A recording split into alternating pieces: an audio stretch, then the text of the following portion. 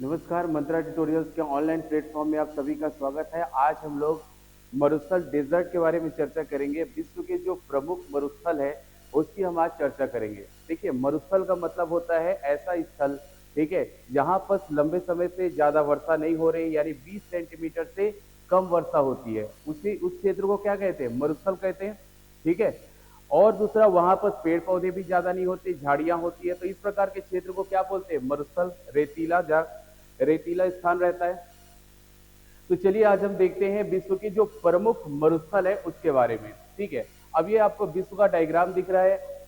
यहाँ पर आपको महाद्वीप दिख रहे होंगे। बेसिकली 7 महाद्वीप होते हैं, लेकिन हम केवल उसी की चर्चा करेंगे, उस महाद्वीप की चर्चा करेंगे जिसमें प्रमुख रूप से मरुस्थल उपस्थित है। ठीक है। तो यहाँ पर सबसे पहले आपको दिख रहा होगा एशिया महाद्वीप, यूरोप महाद्वीप, उत्तर अमेरिका, दक्षिण अमेरिका। ठीक है। यहाँ पर अफ्रीका है और यहाँ पर ऑस्ट्रेलिया में। ठीक है। तो एक बार यहाँ से स्टार्ट करते हैं, हम उत्तर अमेरिका से चालू करते हैं। तो देखिए, उत्तर अमेरिका में ये यूएसए में एक मरुस्थल पड़ता है जिसका नाम है मोजाबे मरुस्थल। क्या नाम है? मोजाबे मरुस्थल। ठीक है। तो आप याद रखिएगा, उत्तर अमेरिका में उत्तर अमेरिका में यूएसए में एक मरुस्थल है जिसका नाम है मोजाबे मरुस्थल। ठीक है। उसके बाद जैसे ही नीचे आते हैं तो यहाँ पर अब देखेंगे, ये उत्तर अमेरिका का डायग्राम है। तो ऊपर में कनाडा है, बीच में आपका क्या पड़ता है? यूएसए पड़ता है, और नीचे पड़ता है मैक्सिको। तो याद रखिएगा, अमेरिका और मैक्सिको के बीच में एक मरुस्थल है जिसका नाम है सोनेरान मरुस्थल। क्या नाम है? सोनेरान मरुस्थल। तो याद रखिएगा, ऊपर में यूएसए में एक मरुस्थल पड़ता है जिसका नाम है मोजाबे मरुस्थल। नीचे आएंगे तो अमेरिका और मैक्सिको के बीच एक मरुस्थल फैला हुआ है जिसका नाम है सोनेरान मरुस्थल। ठीक है। ये 2 मरुस्थल हो गया। कहां पर है?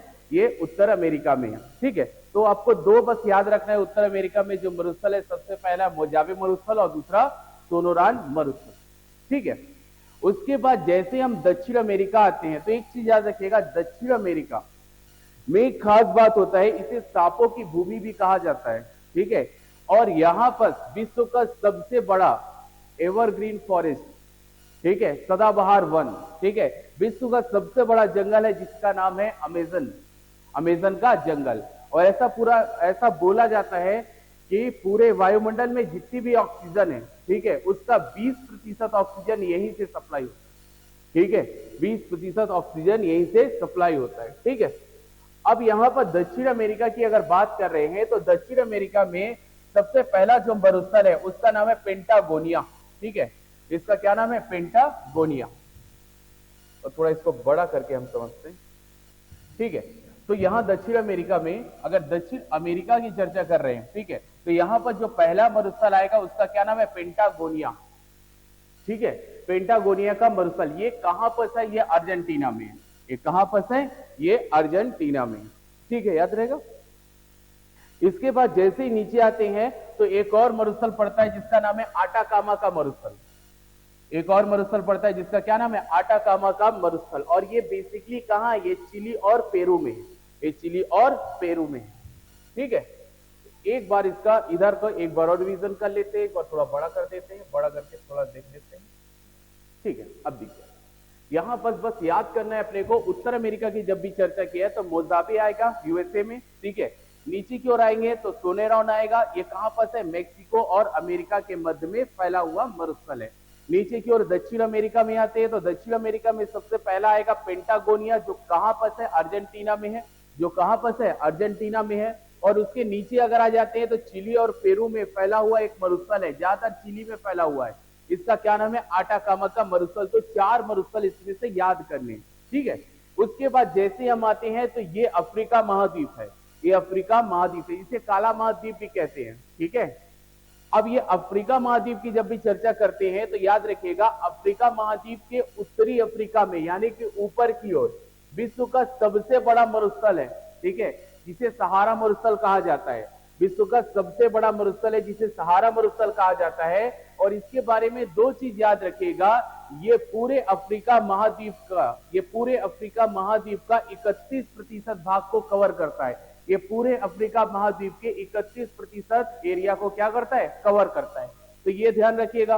और दूसरी बात ये है कि ये जो सहारा मरुस्थल है, ये करीबन 11 देशों में फैला हुआ है। अफ्रीका के 11 देशों में यह मरुस्थल फैला हुआ है।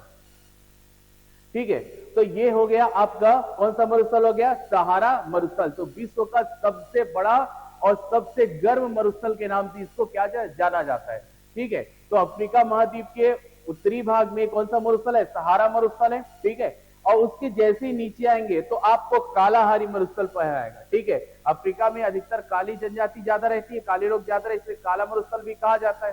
ठीक है, अब यहां पर कालाहारी मरुस्थल जब भी चर्चा की जाती है तो जब यहां पर गर्म हवाएं रहेंगी तो यहां पर भी तो गर्म हवाएं रहेंगी। ठीक है, ठीक है, अगर ये भी गर्म है तो ये भी गर्म होगा, तो ये भी गर्म मरुस्थल के नाम से जाना जाता है।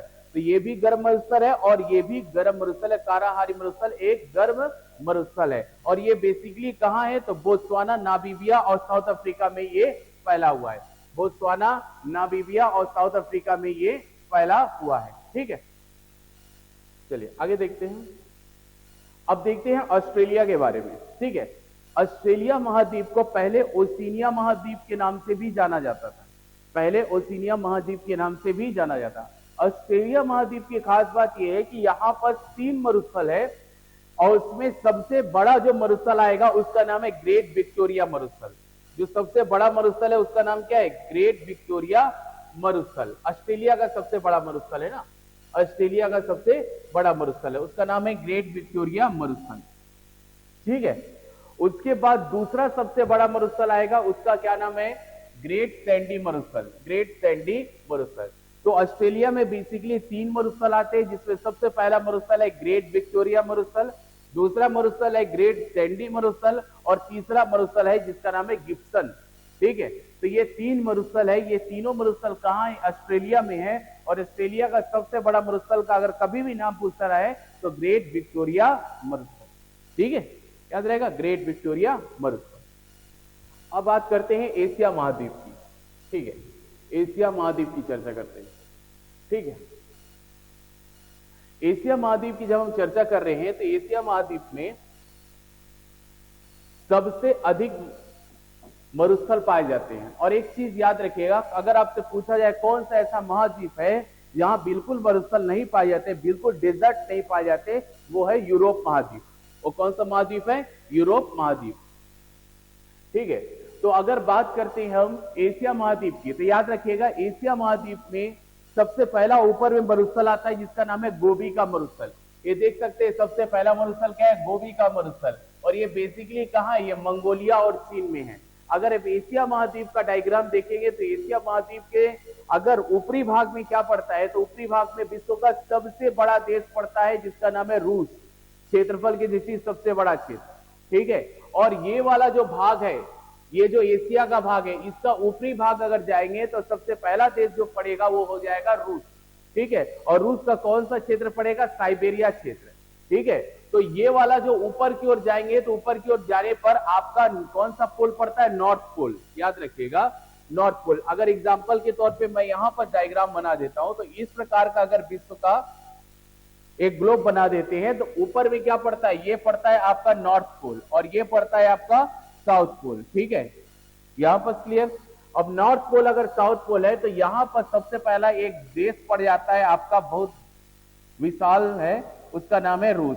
ठीक है, उसके नीचे में थोड़ा सा पड़ता है ये मंगोलिया और उसके बाद स्टार्ट हो जाता है चीन। ठीक है, उसके बाद स्टार्ट हो जाता है चीन। तो सबसे बड़ा देश कौन सा है क्षेत्रफल की दृष्टि से? तो रूस। उसके नीचे आएंगे तो मंगोलिया और उसके नीचे आएंगे चीन। तो याद रखिएगा ये गोबी का जो मरुस्थल है ये मंगोलिया और चीन के मध्य में पड़ता है और मंगोलिया चीन के मध्य में पड़ने के कारण नॉर्थ पोल यानी उत्तरी ध्रुव से आने वाली ठंडी हवाएं, उत्तरी ध्रुव से आने वाली ठंडी हवाएं इस मरुस्थल से होकर गुजरती है, क्योंकि मरुस्थल में कोई रुकावट तो है नहीं, ना तो पेड़ पौधे है, ना तो जंगल है, ना तो पहाड़ है, ना तो किसी प्रकार का अवरोध है, तो वो लगातार वहां से बहती जाएंगे। तो याद रखिएगा ये जो गोबी का मरुस्थल है ये ठंडा मरुस्थल है। ठीक है, ये शीत मरुस्थल है। ठीक है, ठंडा मरुस्थल है और शीत मरुस्थल है, जो भी बोलना चाहे बोल सकते हो। ठीक है, इसके नीचे की ओर आते हैं तो हमको एक मरुस्थल पड़ता है जिसका नाम है कीजीकुलम मरुस्थल। याद रखिएगा क्या नाम है? कीजीकुलम मरुस्थल। ठीक है, कीजीकुलम मरुस्थल। अब ये कीजीकुलम मरुस्थल की जब चर्चा करते हैं तो ये कीजीकुलम मरुस्थल आपका कहाँ है? कजाकिस्तान और उज्बेकिस्तान में। तो कीजीकुलम मरुस्थल कहाँ पर पूछेगा? तो कजाकिस्तान और उज्बेकिस्तान में पड़ता है ये मरुस्थल। बस जहाँ पर मरुस्थल को याद रखना है और जगह को याद रखना है, बस हो गया। ठीक है, मरुस्थल को याद रखना है और जगह को याद रखना है। उसके बाद जैसे ही हम नीचे की ओर आते हैं तो एक और मरुस्थल का नाम पड़ता है जिसका नाम है काराकुम मरुस्थल, कभी कभी काराकुलम भी बोला जाता है, काराकुम मरुस्थल। ठीक है, काराकुम मरुस्थल ये यहाँ पर पड़ता है। ठीक है, और ये काराकुम मरुस्थल बेसिकली कहाँ है? तो ये तुर्कमेनिस्तान में है, ये तुर्कमेनिस्तान में। तो काराकुम मरुस्थल कहाँ है? तो ये तुर्कमेनिस्तान में पड़ता है। ठीक है, उसके बाद अगर यहाँ पर आते हैं टकला मकान, तो याद रखिएगा जब भी टकला मकान या इस प्रकार का वर्ड अगर सुनते हैं तो याद रखिएगा ये डायरेक्ट कहां पड़ता है? चाइना में। तो ये कहां पर से टकला मकान? तो चाइना में। ठीक है, ठीक है, याद रहेगा टकला मकान, अगर टकला वर्ड आएगा तो समझ लीजिएगा चाइना में पड़ता है। तो यहां डायरेक्ट याद रखिएगा चाइना। ठीक है, उसके नीचे की ओर आते हैं तो दो छोटे छोटे पड़ते हैं। ठीक है, दो छोटे छोटे मरुस्थल पड़ते हैं जिसका नाम है 10 ए लूट और 10 ए कबीर। ठीक है, कई बार प्रश्न पूछा जाता है 10 ए लूट और 10 ए कबीर के बारे में। तो याद रखिएगा ये दोनों के दोनों कहां पड़ते हैं? ये दोनों के दोनों ईरान में पड़ते हैं। ये दोनों के दोनों कहां पड़ते हैं? ईरान में पड़ते हैं। तो 10 ए लूट और 10 ए कबीर, अगर ये दोनों के शब्द अगर आपको सुनाई देते हैं तो समझ लीजिएगा दोनों कहां पड़ते हैं? ईरान में। तो ये ईरान में पड़ते हैं। ठीक है, आगे बढ़ते हैं। उसके बाद सबसे इंपॉर्टेंट आता है ये अरेबियन मरुस्थल। ये जो अरेबियन मरुस्थल है ये विश्व का दूसरा सबसे बड़ा मरुस्थल है, विश्व का दूसरा सबसे बड़ा मरुस्थल है अरेबियन मरुस्थल। अरेबियन मरुस्थल किधर फैला हुआ है? ये अरब प्रायद्वीप में फैला हुआ है। अगर भारत का आप मानचित्र देखेंगे, ठीक है, पिछले वीडियो में मैंने बताया था एशिया महाद्वीप को पूरा डिटेल हम लोगों ने स्टडी किया था, तो आसपास के देशों के बारे में मैंने बताया था, उसी में बता रहा हूं। ये जैसे भारत है तो भारत के इधर की ओर जाएंगे, पश्चिम की तरफ जाएंगे तो कई सारे देश पड़ते हैं, जैसे पाकिस्तान पड़ता है, अफगानिस्तान पड़ता है, ईरान पड़ता है, इराक पड़ता है, ठीक है, सऊदी अरब पड़ता है, ठीक है, यमन पड़ता है, ओमान पड़ता है। उधर की ओर जाओगे तो आपका सीरिया पड़ेगा, जॉर्डन पड़ेगा, तुर्की पड़ेगा। ठीक है, ऊपर की ओर जाओगे तो फिर उसके बाद अफगानिस्तान, कजाकिस्तान ऊपर की ओर फिर पड़ जाते हैं। ठीक है, तो ये सब कहां पर है? अरब प्रायद्वीप, यानी कि पश्चिम एशिया के ये देश है। अगर भारत की तरफ से देखा जाए तो पश्चिम एशिया के ये देश है। अधिकतर लड़ाई झगड़ा इन्हीं के बीच चलता रहता है। ठीक है, ये पश्चिम एशिया के देश है। अब बात की जाती है कि उसी पश्चिम एशिया के जो देश है, ठीक है, वहीं पर फैला हुआ है ये अरेबियन मरुस्थल। कौन सा मरुस्थल फैला हुआ है? अरेबियन मरुस्थल। और ये जो अरेबियन मरुस्थल में पहले यहाँ के देशों के पहले यहाँ के देश उतने अमीर नहीं थे। ठीक है, क्योंकि यहाँ के देशों को यह नहीं पता था कि हमारे जमीन के नीचे प्राकृतिक गैस और पेट्रोलियम का अपार भंडार है। ठीक है, तो पहले ये इतने अमीर नहीं थे, तो करते क्या थे? यूरोप से जो भी सामान आता था उसको मीडिएटर का काम करते थे, इधर से इधर लेते थे, इधर से इधर बेचते थे, इधर से इधर लेते थे, इधर से इस साइड जाता था। ठीक है, तो एक व्यापार में एक मदद करते थे। लेकिन जैसे ही पता चला कि हमारे, ठीक है, पृथ्वी के मतलब हमारी धरती के नीचे इतना अपार गैस और पेट्रोलियम का भंडार है, तब से ये जो देश है, ठीक है, वो बहुत ज्यादा अमीर हो गए। ठीक है, और पेट्रोलियम अपार मात्रा में उपलब्ध है। ठीक है, अब उसका महत्व भी बहुत ज्यादा होता है। ठीक है, तो यहां पर एक चीज याद रखिएगा, अरेबियन मरुस्थल कहां है? अरब प्रायद्वीप में है। ठीक है, अरेबियन मरुस्थल कहां है? अरब प्रायद्वीप में। यह विश्व का दूसरा सबसे बड़ा मरुस्थल के नाम से जाना जाता है। ठीक है, आगे बढ़ते हैं। मरुस्थल के नाम से जाना जाता है। एक बार फिर से रिवीजन करके देखते हैं, क्योंकि तो जितना मरुस्थल है उसी में से लगभग बार बार इसी में से क्वेश्चंस आते हैं। तो एक बार फिर से स्टार्ट करते हैं। सबसे पहले आप याद रखिएगा, उत्तर अमेरिका में पहला मरुस्थल है जिसका नाम मोजावे मरुस्थल है, ये यूएसए में पड़ता है। जस्ट नीचे में आ जाओगे तो यहाँ पर दो देश हैं, एक है अमेरिका और दूसरा है मैक्सिको। दोनों देशों के मध्य एक मरुस्थल पड़ता है जिसका नाम है सोनोरान मरुस्थल। दक्षिण अमेरिका में अगर आ जाते हो तो सबसे पहला जो मरुस्थल बनता है उसका नाम है पेंटागोनिया का मरुस्थल, और ये कहाँ है? तो ये अर्जेंटीना में है। उसके नीचे अगर आ जाएंगे तो आटाकामा का मरुस्थल पड़ता है, ये चिली और पेरू में है। ये चिली और पेरू, ज्यादातर इसका विस्तार कहाँ है? चिली में। इधर आ जाओगे तो अफ्रीका महाद्वीप आता है, तो अफ्रीका महाद्वीप के उत्तरी अफ्रीका में सहारा मरुस्थल है। तो विश्व का सबसे बड़ा और सबसे ज्यादा गर्म मरुस्थल है। ठीक है, ये सहारा मरुस्थल है जो उत्तरी यानी ऊपर की ओर है, तो उत्तर की ओर होगा, तो उत्तरी अफ्रीका में पड़ता है। ये यहाँ पर का टोटल 31% एरिया कवर करता है और 11 देशों में ये फैला हुआ है।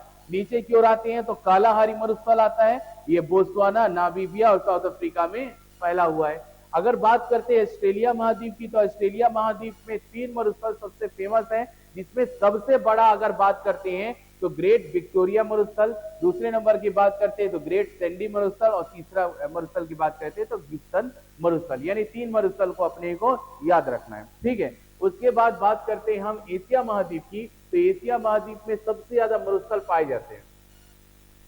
एशिया महाद्वीप में सबसे ज्यादा क्या पाए जाते हैं? मरुस्थल पाए जाते हैं। ठीक है, एशिया महाद्वीप में सबसे ज्यादा मरुस्थल पाए जाते हैं। तो सबसे पहले ऊपर में आ जाएगा गोबी का मरुस्थल आ जाएगा, जो मंगोलिया और चीन में फैला हुआ है। तो ये याद रखना है कि गोबी का मरुस्थल जो है सबसे ऊपर ऊपरी भाग में है। तो ऊपरी भाग में होने के कारण ऊपर से जो नॉर्थ पोल से जो हवाएं आती है वो गोबी के मरुस्थल को पार करते हुए आएंगी, तो ये शीत मरुस्थल या ठंडा मरुस्थल के नाम से जाना जाता है। ठीक है, उसके नीचे अगर आएंगे तो यहाँ पर पड़ेगा किजीकुलम मरुस्थल। ये कहाँ पर है? कजाकिस्तान और उज्बेकिस्तान में फैला हुआ है। ठीक है, उसके बाद आ जाएगा काराकोरम मरुस्थल, ये कहां पर है? तो ये तुर्कमेनिस्तान में है। टकला मकान अगर नाम आएगा तो समझ लीजिए कि चाइना में फैला हुआ है, चीन में फैला हुआ है। और यहाँ 2 छोटे छोटे मरुस्थल है, 10 लूट और 10 कबीर। ये दोनों के दोनों मरुस्थल कहाँ पाए जाते हैं? ईरान में पाए जाते हैं। और दूसरा सबसे बड़ा मरुस्थल है अरेबियन मरुस्थल, और ये अरेबियन मरुस्थल कहाँ पाया जाता है? अरब प्रायद्वीप में पाया जाता है। ठीक है, तो ये इतने प्रकार के मरुस्थल है जिससे बार बार प्रश्न उठते हैं। ठीक है, अब इनके बारे में थोड़ा डिटेल हम समझते हैं। ठीक है, देखिए सबसे पहला चीज तो है सहारा मरुस्थल के बारे में देखते हैं। तो ये उत्तर अफ्रीका में है, विश्व का सबसे गर्म मरुस्थल के नाम से जाना जाता है। ठीक है, समझ गए। और ये 92 यानी 92 लाख वर्ग किलोमीटर में फैला हुआ है। 92 लाख वर्ग किलोमीटर में ये फैला हुआ है। ठीक है, और ये करीबन आता है ये अफ्रीका का 31% एरिया को कवर करता है। और इसमें टोटल देशों की संख्या कितनी है? 11 देशों में इसका विस्तार है। 11 देशों में इसका विस्तार है। अब कौन कौन से 11 देश है? तो सबसे पहला है अल्जीरिया है, दूसरा चाड है, तीसरा मिस्र है, उसके बाद पड़ता है लीबिया, पड़ता है माली है, ठीक है, मारिटानिया है, ठीक है, यहाँ पर मोरक्को है, नाइजर है, पश्चिमी सहारा है, सूडान है, और लास्ट पड़ता है ट्यूनीशिया। ये 11 देशों में इसका विस्तार है। ठीक है, आगे बढ़ते हैं। आगे है ग्रेट विक्टोरिया मरुस्थल। याद रखिएगा, ग्रेट विक्टोरिया मरुस्थल, मैंने बोला है विक्टोरिया शब्द अगर नाम आता है तो कहां आएगा? ऑस्ट्रेलिया में। ठीक है, तो ऑस्ट्रेलिया का सबसे बड़ा मरुस्थल है। याद रखिएगा, ऑस्ट्रेलिया का सबसे बड़ा मरुस्थल है, और इसे हॉट डेजर्ट भी कहते हैं, इसे गर्म मरुस्थल भी कहा जाता है, हॉट डेजर्ट भी कहा जाता है। ठीक है, उसके बाद अगला आता है ग्रेट सैंडी मरुस्थल। ग्रेट सैंडी मरुस्थल भी कहां है? तो ये ऑस्ट्रेलिया का दूसरे नंबर का सबसे बड़ा मरुस्थल है। तो ये दूसरे नंबर का, सेकंड नंबर का सबसे बड़ा मरुस्थल है। याद रखिएगा, यहां पर लाल रेत के टीले पाए जाते हैं। ग्रेट सैंडी मरुस्थल में क्या पाए जाते हैं? लाल रेत के टीले पाए जाते हैं। लाल रेत के टीले पाए जाएंगे। ठीक है, उसके बाद पथरीले मैदान पाए जाएंगे, जहां चलना बड़ा कठिन रहता है, पथरीले मैदान पाए जाते हैं। और तीसरा, नमक की झीलें पाई जाएंगी, यानी नमक की वहां पर थोड़ी बहुत वहां पर उसका नमक का भाग पाया जाता है। ठीक है, तो यहाँ पर नमक की झीलें पाई जाएंगी, यानी कि जो झीलें यहाँ पर प्रेजेंट रहेंगी उसमें नमक की मात्रा ज्यादा रहती है, नमक की झीलें पाई जाती है। ठीक है, तो ये ग्रेट सैंडी मरुस्थल है। आगे देखते हैं, अगला मरुस्थल आता है गोबी का मरुस्थल। एक चीज याद रखिए, गोबी का मरुस्थल कहां पर है? तो मंगोलिया चीन के मध्य में। ठीक है, तो मंगोलिया चीन के मध्य में रहने के कारण, ठीक है, यह एशिया और विश्व का, याद रखिएगा, यह एशिया का सबसे बड़ा, क्योंकि मंगोलिया चीन कहां पर पड़ते हैं? एशिया महाद्वीप में। तो ये एशिया का सबसे बड़ा मरुस्थल है और विश्व का 5वां सबसे बड़ा मरुस्थल है। ये याद रखना है अपने को। ठीक है, इसका विस्तार याद रखिएगा, इसका विस्तार मंगोलिया चीन में स्थित, चीन में है। इसका विस्तार कहां है? मंगोलिया चीन में है। और ये एक ठंडा मरुस्थल है, जो मैंने आपको बता दिया है, ये एक ठंडा मरुस्थल है। गोबी का जो वर्ड होता है, जो गोबी मरुस्थल बोला जाता है, तो गोबी वर्ड जो होता है इसका मतलब होता है जल विहीन भूमि, जहां पर पानी ना हो, जल विहीन हो। ठीक है, आगे बढ़ते हैं। कालाहारी मरुस्थल, ठीक है, कालाहारी मरुस्थल कहां पर पड़ता है? ये अफ्रीका में पड़ता है। काला शब्द है तो अफ्रीका में पड़ेगा। ये 3 देशों में फैला है, बोत्सवाना, नामीबिया और तीसरा है आपका दक्षिण अफ्रीका। ठीक है, ये भी गर्म मरुस्थल है, क्योंकि कालाहारी मरुस्थल जो है सहारा मरुस्थल के नीचे पड़ता है। जब सहारा मरुस्थल गर्म है तो वो गर्म हवा नीचे की ओर आएगी, तो नीचे वाला मरुस्थल को भी गर्म कर देगी। तो दोनों के दोनों मरुस्थल क्या कहलाते हैं? गर्म मरुस्थल कहलाते हैं। उसके बाद अगला आता है आटाकामा का मरुस्थल। ये ज्यादा इंपॉर्टेंट है। अब देखिए, आटाकामा के मरुस्थल में महत्वपूर्ण चीज ये है कि यह दुनिया का सबसे यानी कि गर्म मरुस्थल के रूप में जाना जाता है। ठीक है, आगे बढ़ते हैं। प्रमुख रूप से ये कहां पर फैला हुआ है? ये चिली और पेरू देश में फैला हुआ है। ये कहां पर फैला हुआ है? चिली और पेरू देश में विस्तृत है, यानी फैला हुआ है। ठीक है, अब इसकी खास बात क्या है? क्योंकि आटाकामा का मरुस्थल की अगर बनावट देखेंगे तो यहाँ पर बंजर भूमि तो है, ठीक है, उसके साथ साथ यहाँ पर चट्टानों की जो आकृति है, ठीक है, और खारे मैदानों का, ठीक है, और जो मैदान है, ठीक है, इस प्रकार की आकृति है कि सेम टू सेम वैसी ही आकृति मंगल ग्रह में भी देखी जाती है। ठीक है, बनावट के आधार पर वैसे ही सेम आकृति मंगल ग्रह पे देखी जाती है। तो ऐसा बोला जाता है कि नासा, ठीक है, नासा जो अपना मंगल, याद रखिएगा, नासा यहाँ पर मंगल मिशन का परीक्षण करता है। यानी कि जब कोई भी बड़ा मिशन करने से पहले उसके कई बार टेस्ट किए जाते हैं, परीक्षण किए जाते हैं।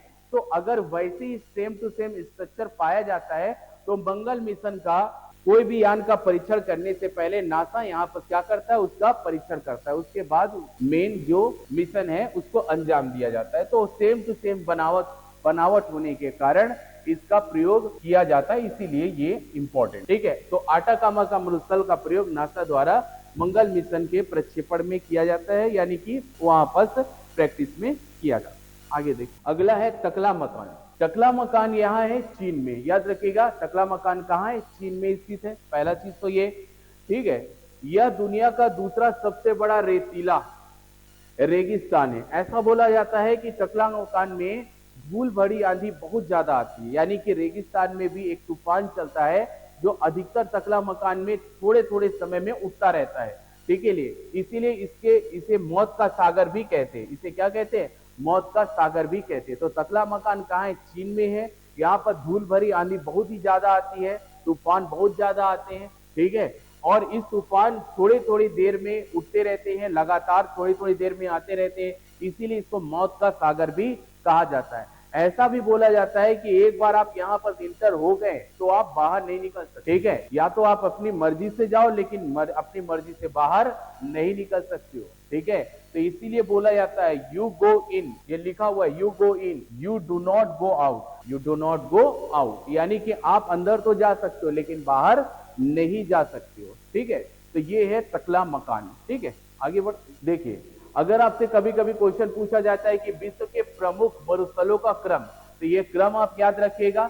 सबसे पहले क्रम में अगर क्षेत्रफल की दृष्टि से यानी एरिया की दृष्टि से ये एक, ठीक है, 10 तक लिखा गया है, तो आप कुछ भी याद कर लो, 5, 6 या 7, 8 तक भी याद कर लो तो भी सफिशियंट है। ठीक है, देखिए, सबसे पहला तो ये बोला गया है कि सबसे पहले है आर्कटिक ध्रुवीय मरुस्थल। अब ये आर्कटिक ध्रुवीय मरुस्थल क्या होता है?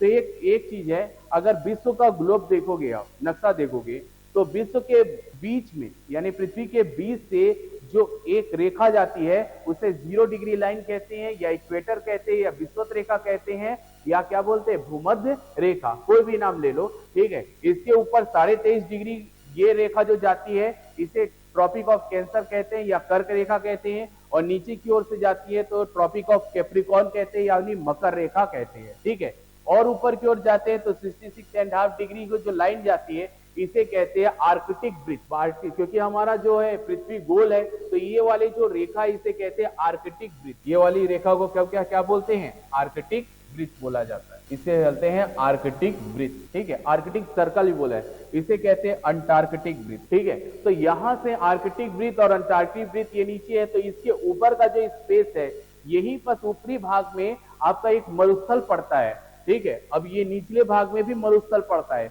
तो इसी मरुस्थल की चर्चा यहाँ पर की गई है। तो आर्कटिक ध्रुवीय मरुस्थल कहा जाता है, आर्कटिक ध्रुवीय मरुस्थल कहा जाता है। तो याद रखिएगा ये आर्कटिक ध्रुवीय मरुस्थल है और नीचे अंटार्कटिक ध्रुवीय मरुस्थल है, ठीक है। तो ये भी एक मरुस्थल का एग्जाम्पल है, ठीक है। तो सबसे पहला जो सबसे बड़ा आएगा वो अंटार्कटिक ध्रुवीय मरुस्थल है, जो कहाँ है, नीचे में। ये अंटार्कटिक ब्रिज के नीचे जो ये साउथ पोल है, यानी कि दक्षिणी ध्रुव के मध्य में जो एरिया पड़ता है उसे कहा जाता है, क्या बोलेंगे उसको, अंटार्कटिक ध्रुवीय मरुस्थल। तो क्या बोलेंगे, अंटार्कटिक ध्रुवीय मरुस्थल। तो सबसे पहला आएगा अंटार्कटिक ध्रुवीय मरुस्थल। इसका विस्तार करोड़ों में है, 1,42,00,000 वर्ग किलोमीटर में इसका क्या है, विस्तार है। और वैसे ही अगर देखेंगे आर्कटिक और नॉर्थ पोल के बीच का जो एरिया देखेंगे तो कुछ क्षेत्र में मरुस्थल फैला हुआ है, इसे कहते हैं आर्कटिक ध्रुवीय मरुस्थल। और जो इसका विस्तार है वो भी करोड़ों में है, ठीक है।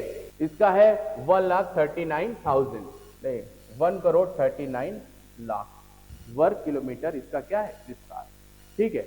उसके बाद देखते हैं सहारा मरुस्थल, ठीक है। तो सहारा मरुस्थल की जब चर्चा करते हैं तो हम ये जानते हैं सहारा मरुस्थल के बारे में इसका चर्चा कर चुके। तो उसके बाद तीसरे नंबर पे आता है सहारा मरुस्थल। उसके बाद आता है ग्रेट ऑस्ट्रेलियाई मरुस्थल, जिसमें जो ऑस्ट्रेलिया में जो 3 मरुस्थल थे उसको जोड़कर एक मरुस्थल के रूप में इसको देखा जाता है, तो ग्रेट ऑस्ट्रेलियाई मरुस्थल।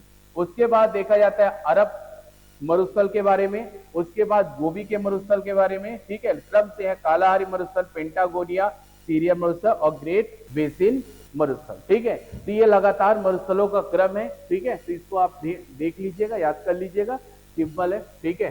तो सबसे पहला अंटार्कटिक ध्रुवीय मरुस्थल, आर्कटिक ध्रुवीय मरुस्थल, सहारा मरुस्थल, ग्रेट ऑस्ट्रेलियन मरुस्थल, अरब है, गोबी है, कालाहारी है, पेंटागोनिया है, ठीक है। यहां तक याद भी रहे, सफिशियंट है। सीरियर मरुस्थल और ग्रेट बेसिन मरुस्थल। तो ये मरुस्थलों का क्षेत्रफल के आधार पर क्या है, एक क्रम। आगे देखते हैं, उसी मरुस्थलों के क्रम में आगे बढ़ते हैं। तो आगे आता है अरेबियन मरुस्थल। तो देखिएगा अरेबियन मरुस्थल दुनिया का दूसरा सबसे गर्म मरुस्थल है। अब अरेबियन मरुस्थल कहाँ, मैंने बता दिया है, यह अरब प्रायद्वीप में फैला हुआ मरुस्थल है। विश्व का दूसरा सबसे बड़ा मरुस्थल के रूप में जाना जाता है। तो यहाँ पर दुनिया का दूसरा सबसे बड़ा गर्म मरुस्थल है। पहला कौन सा है, तो पहला सहारा मरुस्थल है। पहला कौन सा है, सहारा मरुस्थल है, ठीक है। देखिए जो आर्कटिक और अंटार्कटिक की बात करते हैं ना, ठीक है, उसको जनरली क्रम में यूज नहीं किया जाता है, ठीक है। लेकिन अगर ऑप्शन में रहता है तो फिर वो ऑप्शन के आधार पर आपको उसको लेना पड़ेगा, ठीक है। अब यहाँ पर अरेबियन मरुस्थल है, ये विश्व का दूसरा सबसे बड़ा गर्म मरुस्थल है, जो पश्चिम एशिया में फैला है, ठीक है, स्थित है। और इसका जो विस्तार है वो करीबन 23 लाख वर्ग किलोमीटर में फैला हुआ है। कितना है, 23 लाख वर्ग किलोमीटर में फैला हुआ है, ठीक है। अब इसका विस्तार कितने देशों में है अगर आपसे पूछा जाएगा तो Saudi Arab, Yemen, Oman, Kuwait, Qatar, Iraq, ठीक है, ईरान भी आता है, ठीक है। तो इतने देशों में ये फैला हुआ है और इतने देशों से पेट्रोलियम और प्राकृतिक गैस निकलती है, ठीक है। और पेट्रोलियम और प्राकृतिक गैस निकलने के कारण ये सारे के सारे देश उसी के कारण ही, ठीक है, इतने अमीर हैं, ठीक है। तो अधिकतर ये जो देश है इनका पूरा का पूरा जीवन यापन किससे चल रहा है, पेट्रोलियम और प्राकृतिक गैसों के आदान प्रदान से चल रहा है। यहाँ खेती बहुत कम होती है, ठीक है। अब उसके बाद देखते हैं, अगला है काराकुलम मरुस्थल। देखिए काराकुलम मरुस्थल तुर्कमेनिस्तान में है, ये याद रखना है। ये कहां पर है, तुर्कमेनिस्तान में। और तुर्कमेनिस्तान का 70 से 80% एरिया को कवर करता है, 70 से 80% एरिया को कवर करता है। तो काराकुलम जो मरुस्थल है, ठीक है, इसका अर्थ क्या होता है, इसका अर्थ होता है काली रेत। इसका अर्थ क्या होता है, काली रेत, ठीक है। और ये याद रखिएगा मरुस्थलों में अगर दिन के समय देखेंगे तो बहुत ही अधिक गर्मी पड़ती है, लेकिन रात के समय बहुत अधिक ठंडी पड़ती है, ठीक है। तो अत्यधिक गर्मी और अत्यधिक ठंड की जो विशेषता है एक प्रकार की काराकुलम मरुस्थल की एक खास विशेषता है कि दिन के समय बहुत अधिक गर्म हो जाता है और रात के समय बहुत अधिक ठंडा हो जाता है, क्योंकि काली रेत जो रहती है, ठीक है, काली रेत अगर है तो काली रेत के बारे में अगर आप लोग पढ़े होंगे या काले कलर के बारे में पढ़े होंगे तो आपको पता होगा काली जो चीज रहती है वो सनलाइट को या जो गर्म रहता है उसको ज्यादा एब्जॉर्ब करती है। इसीलिए गर्मी के समय सफेद कपड़े पहनने की सलाह दी जाती है। काले कपड़े बहुत जल्दी गर्म हो जाती है और अगर काली रेत है तो बहुत जल्दी गर्म हो जाएगी। अब काली रेत बहुत जल्दी अगर गर्म हो जाएगी तो अत्यधिक गर्म हो जाएगा, ठीक है। लेकिन रात के समय जैसे ही रात आती है तो काली रेत से बहुत जल्दी हीट निकल जाता है, ठीक है, और बहुत जल्दी हीट निकल जाएगा तो बहुत जल्दी ठंडा हो जाएगी। तो काराकोरम मरुस्थल की विशेषता यही है कि यहाँ पर दिन के समय अत्यधिक गर्मी और रात के समय अत्यधिक ठंड होती है। कारण क्या रहता है? काली रेत का होना, ठीक है, काली रेत का होना, ठीक है। उसके बाद लास्ट आता है आपका किजिकुलम मरुस्थल। किजिकुलम मरुस्थल याद रखिएगा 3 देशों में फैला है, उज्बेकिस्तान, कजाकिस्तान और तुर्कमेनिस्तान में फैला है। ये 3 देशों में फैला हुआ है, ठीक है। और ये किजिकुलम का मतलब होता है लाल रेत। किजिकुलम का मतलब क्या होता है? लाल रेत। एक चीज याद रखिएगा, जब भी कजाकिस्तान वर्ड आता है तो याद रखिएगा विश्व में सबसे ज्यादा यूरेनियम का भंडार किस देश में है? वो है कजाकिस्तान। याद रखिएगा विश्व में सबसे अधिक यूरेनियम का भंडार किसमें है? कजाकिस्तान में, ठीक है। तो किजिकुलम मरुस्थल का विस्तार 3 देशों में है और किजिकुलम का अर्थ क्या होता है? लाल रेत, ठीक है। तो ये था भारत के कुछ ये था विश्व के प्रमुख मरुस्थलों के बारे में हमने आज चर्चा की, ठीक है। फिर मिलते हैं नेक्स्ट वीडियो में कुछ दूसरा वीडियो लेकर, ठीक है, इंपॉर्टेंट वीडियो लेकर आपके सामने।